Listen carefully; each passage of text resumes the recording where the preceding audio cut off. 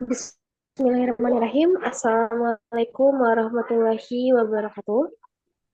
Yang terhormat Bapak Dian Kurniawan, Sarjana Pendidikan, Magister Pendidikan, selaku dosen pengampu dari mata kuliah Belajar Pembelajaran, yang saya cintai dan saya banggakan rekan-rekan seperjuangan dari KRSB. Sebelumnya, izinkan kami dari kelompok 6 untuk mempresentasikan terkait teori belajar konstruktivistik.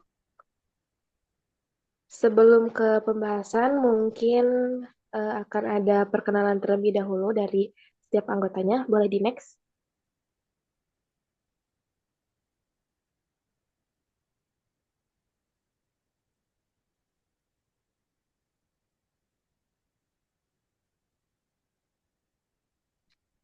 Untuk anggota dari kelompok 6, ada 3 orang.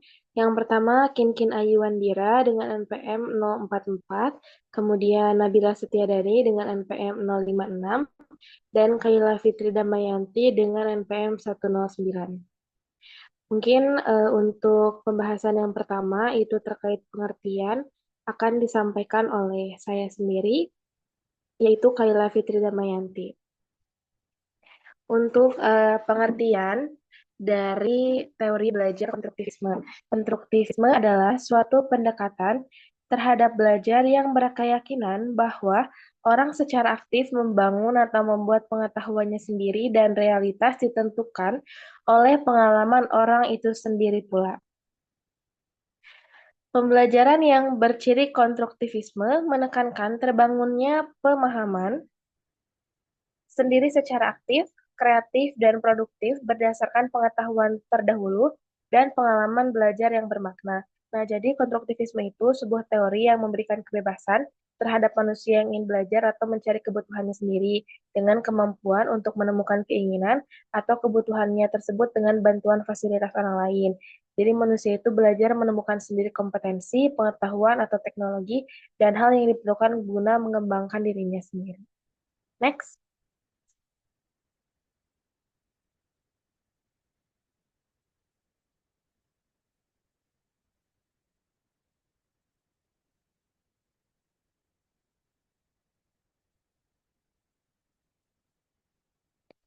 Nah, konstruktivisme atau konstruktivism merupakan landasan berpikir pendekatan kontekstual. Pengetahuan dibangun sedikit demi sedikit, hasilnya diperluas melalui konteks yang terbatas atau sempit dan tidak dengan tiba-tiba. Nah, berdasarkan pengertian tersebut, maka bisa kita katakan bahwa pengetahuan itu bukanlah seperangkat fakta-fakta, konsep atau kaidah yang siap untuk diambil dan diingat, tapi manusia harus mengkonstruksi pengetahuan itu dan memberi makna melalui pengalaman nyata. Jadi siswa itu perlu dibiasakan untuk memecahkan masalah, menemukan sesuatu yang berguna bagi dirinya, dan bergelut dengan ide-ide, yaitu seperti siswa itu harus mengonstruksikan pengetahuan di benak mereka sendiri. Pengetahuan bukanlah serangkaian fakta, konsep, ataupun kaidah yang siap dipraktikkan. Jadi manusia itu harus mengkonstruksinya terlebih dahulu, terus memberikan makna melalui pengalaman nyata. Karena siswa itu perlu dibiasakan untuk memecahkan masalah, menemukan sesuatu yang berguna bagi dirinya, dan mengembangkan ide-ide yang ada pada dirinya. Next. Nah, pentingnya teori konstruktivistik dalam pembelajaran. Teori konstruktivisme sangat penting dalam pembelajaran modern karena berfokus pada bagaimana individu secara aktif membangun pengetahuan mereka sendiri, bukan hanya menerima informasi secara pasif. Nah, pendekatan ini juga memiliki beberapa manfaat utama. Yang pertama, next.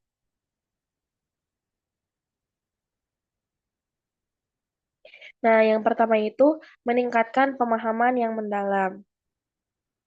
Teori konstruktivisme menekankan bahwa siswa itu tidak hanya menerima informasi secara pasif, tetapi juga secara aktif membangun pemahaman mereka sendiri. Mereka tidak cuma menghafal fakta, tapi juga menghubungkannya dengan pengalaman dan pengetahuan mereka yang sebelumnya. Nah, pendekatan ini tuh eh, secara signifikan meningkatkan pemahaman yang mendalam gitu. Ada beberapa cara seperti aktivasi pengetahuan awal. Jadi konstruktivisme itu mengakui bahwa siswa itu tidak datang ke kelas dengan otak yang kosong. Mereka itu membawa pengetahuan, pengalaman, dan keyakinan yang sudah ada. Jadi pembelajaran yang efektif dimulai dengan mengaktifkan pengetahuan awal ini dan menghubungkannya dengan materi baru gitu. Kemudian yang kedua itu ada pembelajaran aktif. Jadi konstruktivisme itu mendorong siswa untuk terlibat aktif dalam proses pembelajaran. Ini tuh berarti melakukan lebih dari sekedar mendengarkan ceramah atau membaca buku teks biasa gitu. Siswa itu harus terlibat dalam aktivitas seperti diskusi, proyek, pemecahan masalah, dan juga eksperimen. Dengan terlibat aktif, siswa memperoleh informasi secara lebih mendalam dan membangun hubungan yang lebih kuat dengan materi pembelajaran. Terus juga konstruktivisme itu menekankan pentingnya menghubungkan pembelajaran dengan konteks dunia nyata. Ini tuh membantu siswa untuk melihat bagaimana konsep-konsep yang mereka pelajari relevan dengan kehidupan mereka dan masalah yang mereka hadapi. Jadi ketika siswa itu melihat relevansi dari pembelajaran tersebut, mereka itu akan lebih termotivasi untuk belajar atau mungkin lebih ingin untuk memahami materi secara mendalam.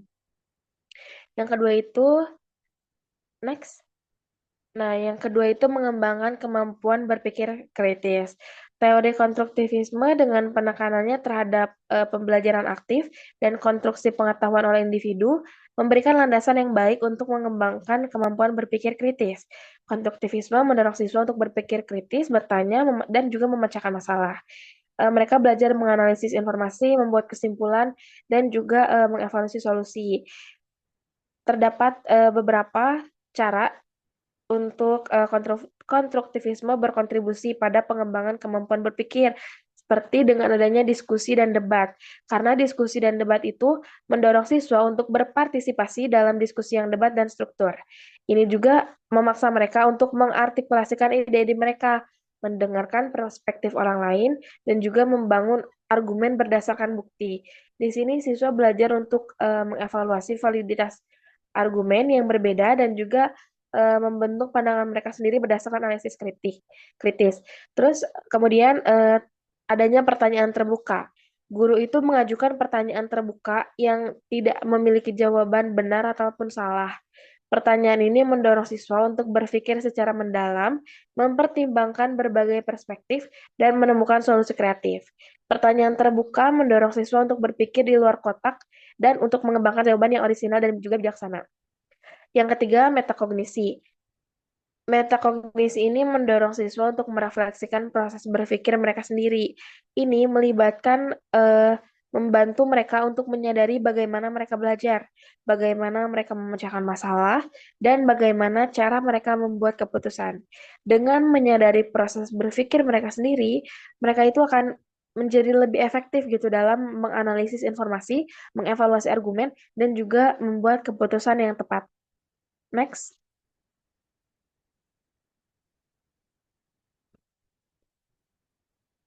Nah, kemudian mengembangkan motivasi dan keterlibatan siswa. Teori konstruktivisme dengan fokusnya pada pembelajaran aktif dan konstruktif pengetahuan pribadi dapat secara signifikan meningkatkan motivasi dan keterlibatan siswa dalam pembelajaran. Nah, berikut ini juga ada beberapa cara konstruktivisme mencapai hal ini. Yang pertama itu ada relevansi. Konstruktivisme itu menekankan pentingnya menghubungkan materi pelajaran dengan pengalaman dan juga minat siswa. Pembelajaran yang relevan itu akan membuat siswa merasa bahwa apa yang mereka pelajari penting dan bermakna bagi kehidupan mereka. Guru-guru juga dapat menemukan cara untuk menghubungkan topik pembelajaran dengan kehidupan sehari-hari siswa, dengan minat mereka ataupun masalah yang mereka pedulikan gitu. Yang kedua itu ada otonomi. Konstruktivisme memberikan siswa lebih banyak kendali atas pembelajaran mereka sendiri. Siswa memiliki kesempatan untuk memilih topik proyek, menentukan bagaimana mereka akan belajar, dan mengevaluasi kemajuan mereka sendiri. Hal ini memberikan siswa pilihan dan kesempatan untuk membuat keputusan, meningkatkan rasa memiliki dan juga tanggung jawab mereka terhadap pembelajaran mereka sendiri. Kemudian, konstruktivisme juga sering melibatkan siswa bekerja bersama dalam kelompok atau berkolaborasi untuk memecahkan masalah, mengerjakan proyek, ataupun berbagi ide. Kolaborasi ini juga menciptakan rasa komunitas dan dukungan yang dapat meningkatkan motivasi dan juga keterlibatan. Siswa juga belajar dari satu sama lain dan mengembangkan keterampilan sosial yang mereka miliki. Mungkin segitu yang dapat saya sampaikan. Selanjutnya akan ada penyampaian materi dari rekan saya kepada Kinkin.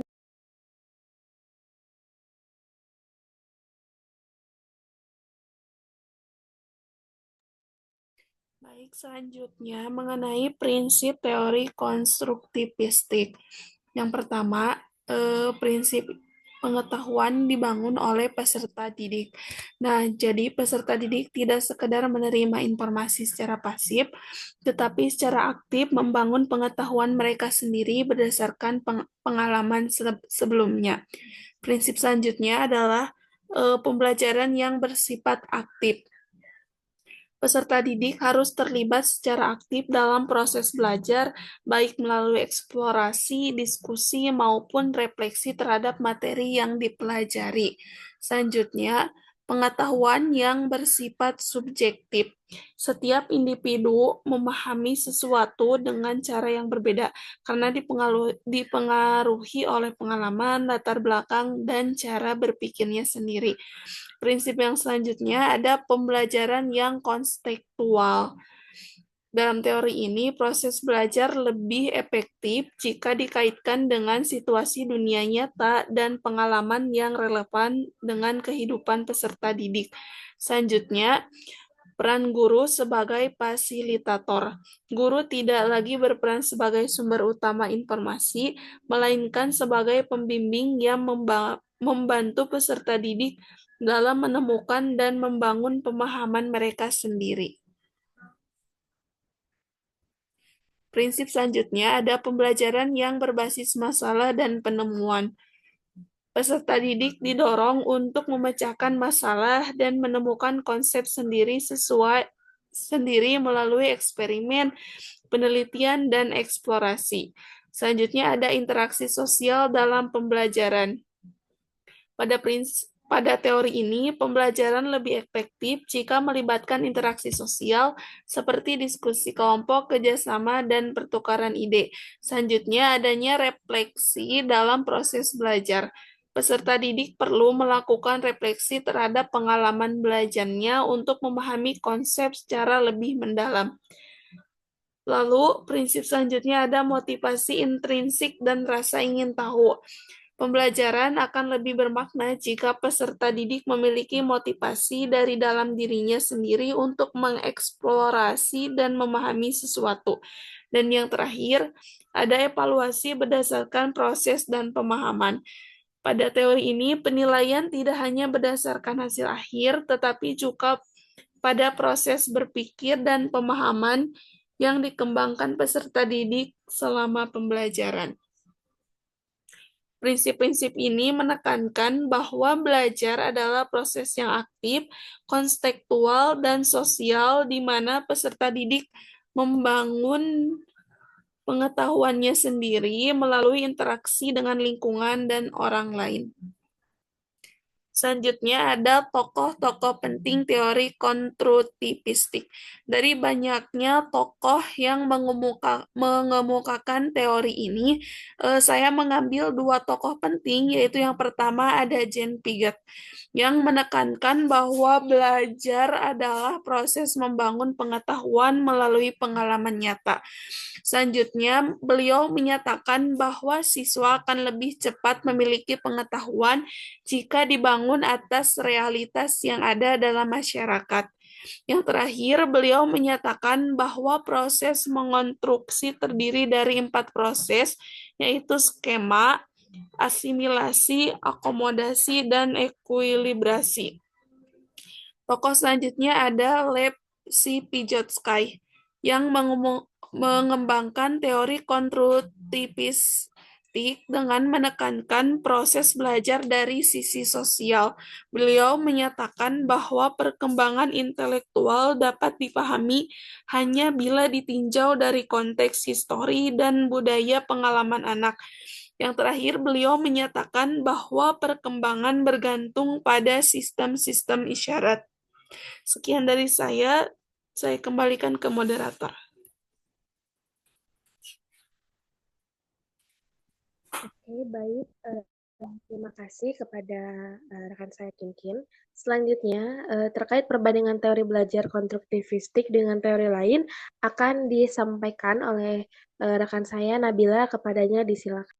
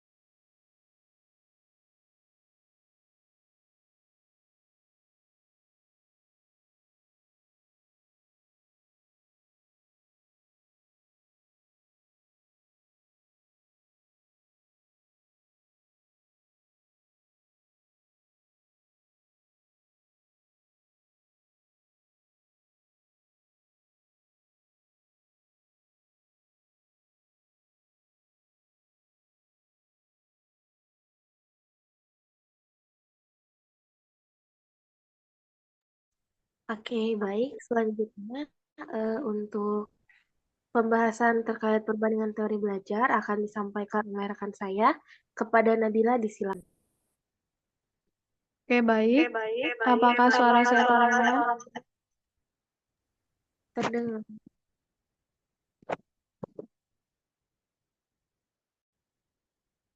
Oke. Baik, pada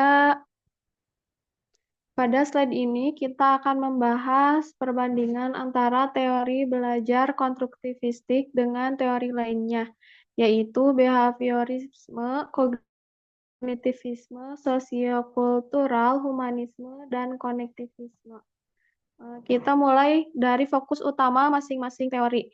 Yang pertama, konstruktivisme menekankan bahwa siswa membangun pengetahuannya sendiri melalui pengalaman dan eksplorasi.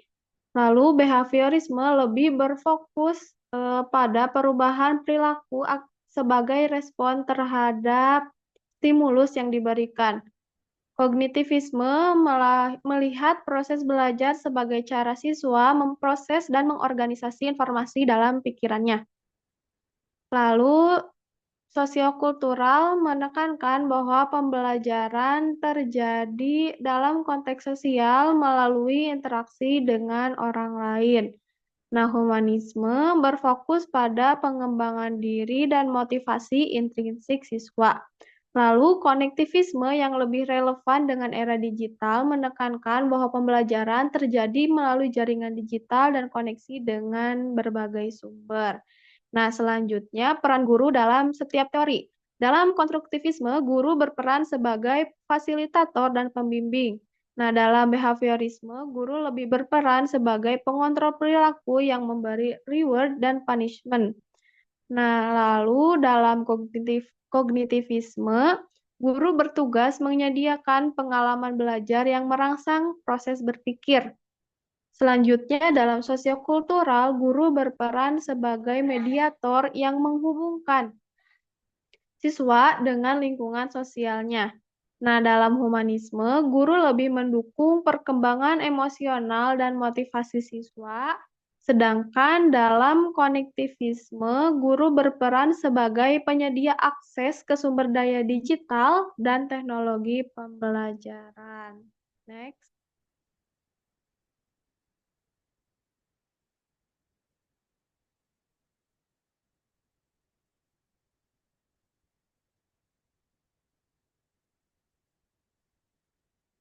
Next.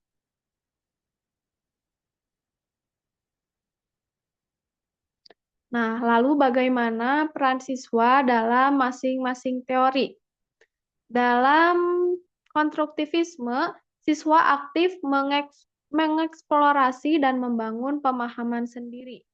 Dalam behaviorisme, siswa lebih pasif dan menerima instruksi. Dalam kognitivisme, siswa aktif dalam mengorganisasi dan mengolah informasi. Dalam sosiokultural, siswa belajar melalui interaksi sosial dan kerjasama dengan orang lain. Dalam humanisme, siswa belajar berdasarkan minat dan kebutuhan pribadinya.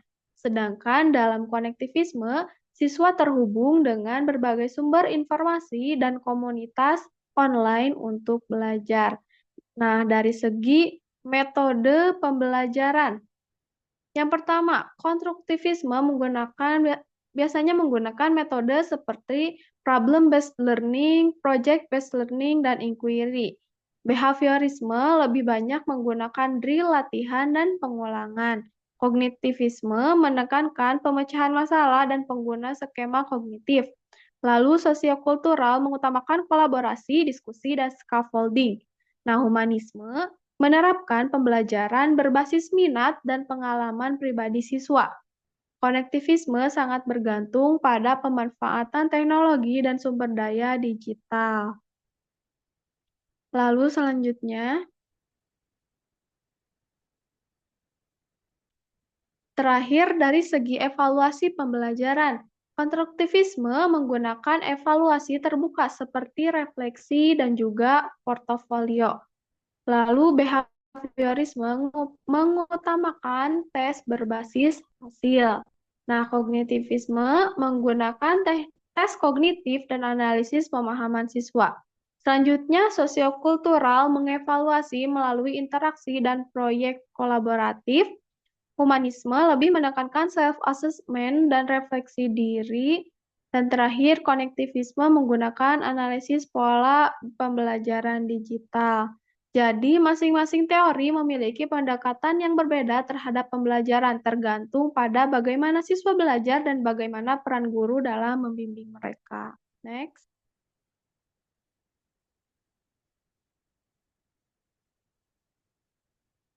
Nah, dari perbandingan tadi, kita dapat melihat bagaimana teori konstruktivisme dibandingkan dengan teori pembelajaran lainnya. Yang pertama, behaviorisme mengajarkan pembelajaran sebagai hasil dari respon terhadap stimulus eksternal. Siswa lebih pasif dan hanya menerima informasi, sementara guru berperan sebagai sumber utama pengetahuan. Nah, yang kedua, kognitif lebih menekankan pada proses internal dan memahami informasi. Siswa aktif dalam belajar, tetapi fokus utama tetap pada struktur mental dan pemrosesan informasi. Nah, yang ketiga, sosiokultural menyoroti bahwa pembelajaran terjadi dalam konteks sosial, interaksi dengan orang lain, dan bimbingan atau disebut scaffolding sangat penting dalam perkembangan pemahaman siswa. Lalu humanisme berfokus pada pertumbuhan pribadi, motivasi intrinsik, dan kesejahteraan emosional siswa. Pembelajaran harus sesuai dengan kebutuhan dan minat individu. Nah, selanjutnya, konektivisme adalah teori yang berkembang di era digital, di mana pembelajaran terjadi melalui jejaring dan teknologi. Kemampuan menghubungkan berbagai informasi lebih diutamakan daripada sekedar menghafal. Nah, konstruktivisme sebenarnya mengintegrasikan berbagai elemen dari teori-teori ini. Dalam konstruktivisme, siswa belajar secara aktif dengan mengeksplorasi, berinteraksi, dan membangun pemahamannya sendiri berdasarkan pengalaman dan diskusi sosial. Next.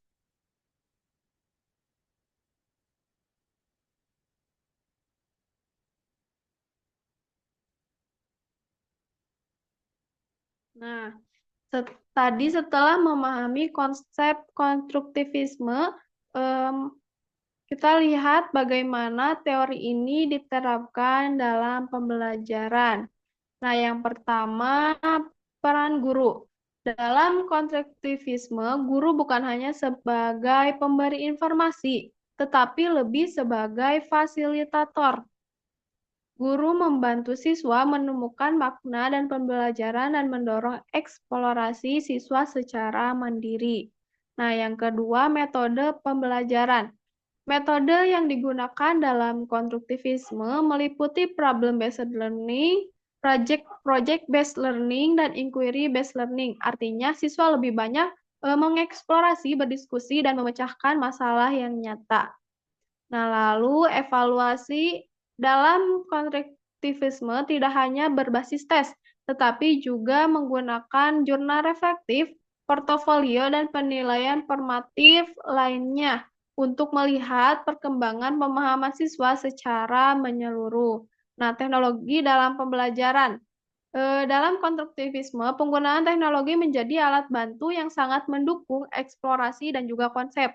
Misalnya, dengan platform digital, simulasi, dan juga pembelajaran berbasis game, siswa bisa belajar secara interaktif. Nah, yang kelima, desain kurikulum dalam teori konstruktivisme lebih fleksibel dan berbasis pengalaman yang nyata, sehingga dapat menyesuaikan dengan kebutuhan siswa. Keseluruhan pendekatan ini bertujuan untuk membantu siswa menjadi lebih mandiri, kreatif, dan juga memiliki keterampilan berpikir kritis yang sangat penting dalam pembelajaran. Next.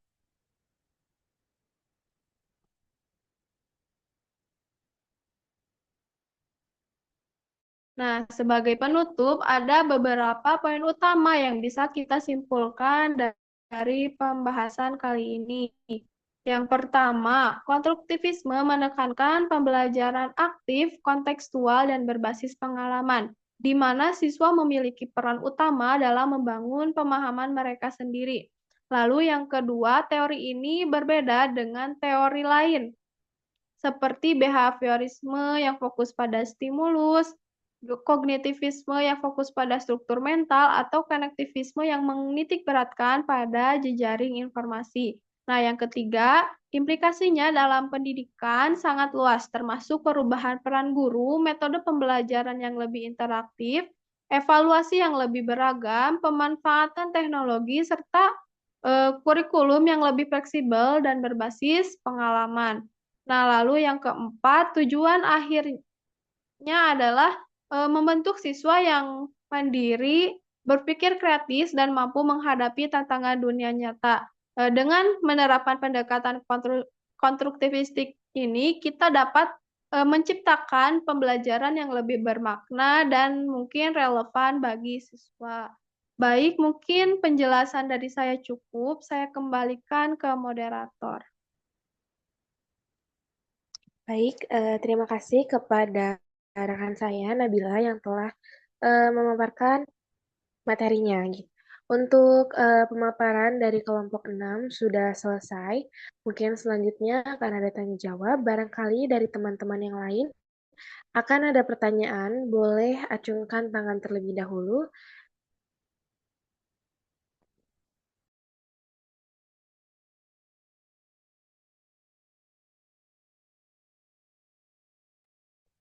Jika tidak ada, mungkin dicukupkan pematerian dari kelompok 6.